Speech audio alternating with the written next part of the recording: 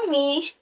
Rice కుక్కర్లో rice పెట్టకపోయినా అవ్వ రోజు అన్నమేనా మమ్మీ? ఏమన్నా చేసుకుందాం కదా. ఏం కావాలమ్మ తల్లి, ఊకేం తింటారు? చికెన్ చేసుకుందాం. చికెన్. అవును, సండే కదా, చికెన్ బాగుంటుంది. తెమ్మని daddy. Okay. Daddy already chicken తెచ్చిండు. అప్పుడే తెచ్చిందా? ఇంకేం మరి చేసుకున్నాం.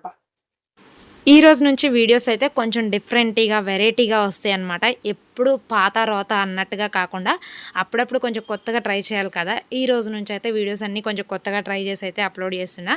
కాబట్టి వీడియోని ఖచ్చితంగా ఎండింగ్ వరకు చూడండి. మీకే ఎంటర్‌టైనింగ్‌గా, ఇంట్రెస్టింగ్‌గా, యూజ్‌ఫుల్‌గా ఉంటది. ఓకేనా?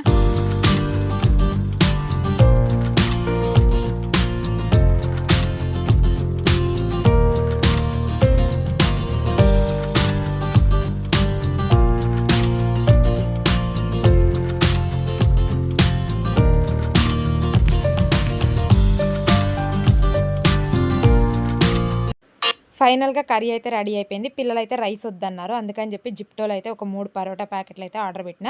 వాళ్ళు ఫ్రిడ్జ్‌లో పెట్టిస్తారు కాబట్టి చల్లగా ఉంటాయని చెప్పేసి మళ్ళీ నేను పెనం మీద ఒకసారి అయితే వేడి చేసిన.